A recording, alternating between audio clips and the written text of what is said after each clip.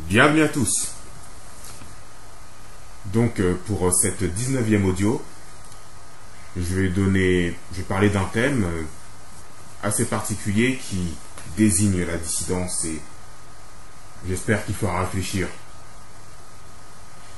Le marché de niche. Sujet particulier et je vais m'expliquer là-dessus. En fait, le système marchand est un système diablement efficace parce qu'il entraîne les personnes, quelles qu'elles soient, dans des voies de garage. Les personnes qui sont des révoltés du système, les personnes qui veulent affirmer leur identité.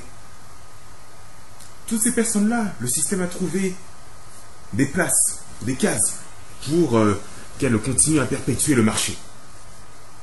Par exemple, les hippies, dans les années 60, qui ont eu le festival à Woodstock et Laurel Canyon, une ville très très sombre, comme l'a si bien montré David McGowan.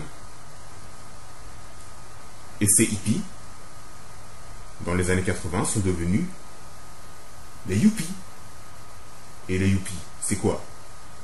Ce sont ceux qui ont les dents longues au niveau financier, au niveau du tertiaire. Voilà, les bons Golden Boys de Wall Street, c'était les hippies des années 60. Le système les a super bien recyclés, franchement, chapeau. Il y a ensuite les identitaires. Je ne vais pas me faire des amis, mais il faut le dire quand même. Ils se sont fait entraîner dans des marques qui excitent leur côté identitaire, avec les t-shirts, avec les concerts, les rassemblements identitaires, quoi.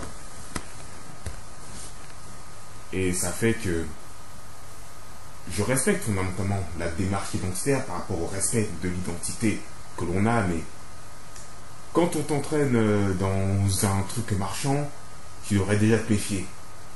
Et les identitaires ne s'en méfient pas. Et ça, c'est dommage. J'aimerais les prévenir que le marché les a phagocytés. Il y a ensuite,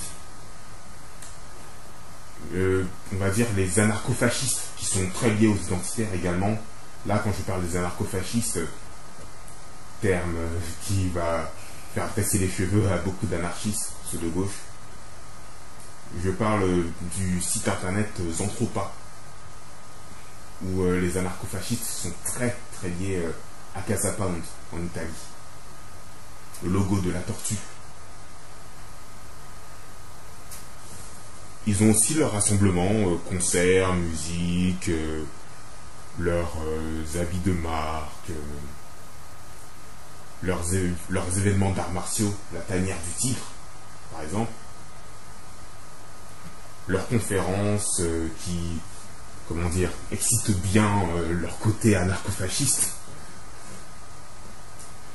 Et tout ça, je leur reconnais un gros côté résistant du fait qu'ils appartiennent à Casa Pound. Ça me fait grincer les dents, mais je sais qu'il y a des gens très très bien de leur côté. Mais voilà, le marché les a phagocytés également. Je pense beaucoup moins que d'autres, mais il l'a fait quand même, quoi. C'est-à-dire que ils sont entre eux dans la logique de l'entre-soi et voilà, quoi. Le système capitaliste va de l'avant, hein, grâce à vous. Il y a bien entendu le côté anarchiste punk. Là, ça se voit tout de suite. Bracelet à pointe, chaussures à pointe, festival de heavy metal, t-shirt anarchiste. Bon, c'est semblable, quoi. Ça reste un marché de niche où en fait l'individualisme a été canalisé vers l'affirmation d'une identité avec des personnes qui leur ressemblent en fait.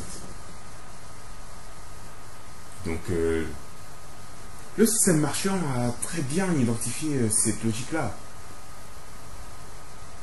Et c'est le cas aussi pour la dissidence, avec l'achat de bouquins, pour la plupart qui sont tombés dans le domaine public, donc ils se font bien escroquer. Hein. Les conférences également, qui excitent leur côté révolutionnaire, mais qui fait que malheureusement les actes suivent difficilement.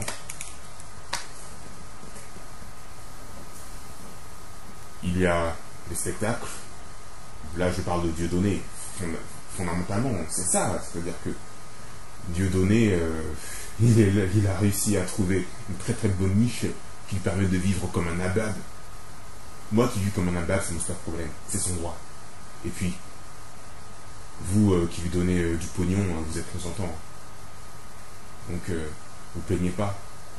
Mais bon, vous êtes la plupart à ne pas vous plaindre en disant qu'il a bien le droit de vivre sa vie, mais voilà. Vous entretenez son train de vie de nabab, tout simplement. Et les produits dérivés. Là, franchement, les prothèses identitaires, ça va bon train. Hein. Les tasses où il y a marqué ferme-la à tout jamais, les t-shirts quenelles. C'est bon ça, hein, de faire partie du système d'une autre manière. C'est pas une insulte, hein. Mais c'est pour vous dire que les personnes qui résistent vraiment au système ne sont pas identifiables. Elles ne s'identifient à aucune de ces choses-là. C'est-à-dire qu'ils sont d'accord avec beaucoup de choses et tout ça, mais ils n'identifient, comment dire, ils ne représentent pas un style genre je vais à ces spectacles-là, genre j'écoute telle musique, genre je m'habille de cette manière. Non. Une personne qui est vraiment anticonformiste ne s'identifie quasiment à rien. Ce sont les personnes qui se font le plus exclure. Ou qui fondamentalement s'excluent d'elles-mêmes. Ce qui, je le dis, est mon cas. Je me suis exclu moi-même de tout cela. Et au début, c'est quelque chose qui fait mal fondamentalement, mais après, on se rend compte qu'il y a d'autres choses en vue, c'est-à-dire l'affirmation d'être soi. Par exemple, en ce qui me concerne, je peux écouter du hard rock, du heavy metal, mais aussi des musiques très douces qu'on pourrait considérer comme commerciales, mais d'où en fait je retire l'essence spirituelle, si on peut dire ça comme ça. Parce que, je le répète, je suis quelqu'un de foncièrement spirituel. C'est pas avec moi que vous allez parler de transactions financières ou autres. Je déteste ça. Moi, quand je veux parler avec quelqu'un, je veux un échange spirituel. Pas quelque chose où je dis que ça me favorise, non. Quelque chose où je sens que la personne s'élève, vous voyez. C'est l'élévation spirituelle qui est importante et il y a très peu de personnes qui défendent cela, que vous le vouliez ou pas. Et je parle de personnes qui sont croyantes aussi. Le combat est principalement un combat qui se fait seul. Un combat où on se confronte à ce qu'il y a au plus profond de nous-mêmes. Un combat où on se remet en question. Un combat où, bien entendu, on se confronte aux autres, mais où on fait attention à ce qu'ils disent. Parce que Internet regroupe tellement de chapelles contradictoires, de chapelles où la personne qui parle dit qu'elle a raison, que ce qu'elle dit est la vérité. Et ça fait fondre le cerveau. Donc méfiez-vous. Et si vous êtes des francs-tireurs, des mavericks, comme moi, cultivez ce côté-là. Même si cela peut vous éloigner des autres. Être seul a des conséquences, les gens. Donc, soupesez-les bien. Et si vous voulez rejoindre un groupe vous identifiez à un groupe et que cela vous fait du bien, faites-le. Mais si cela vous fait du mal, ne le faites pas. Ne reniez pas votre propre nature. C'est le message que je veux transmettre par rapport au marché de niche, comme je l'ai appelé, hein, où le système a trouvé de bons moyens de canaliser les résistants à sa marche vers l'avant.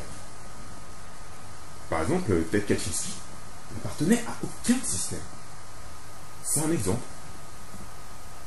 Voilà, c'est une piste que je donne. Hein. Et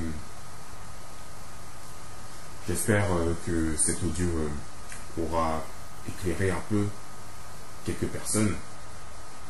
Et je vous souhaite une bonne journée. Au revoir, à la prochaine.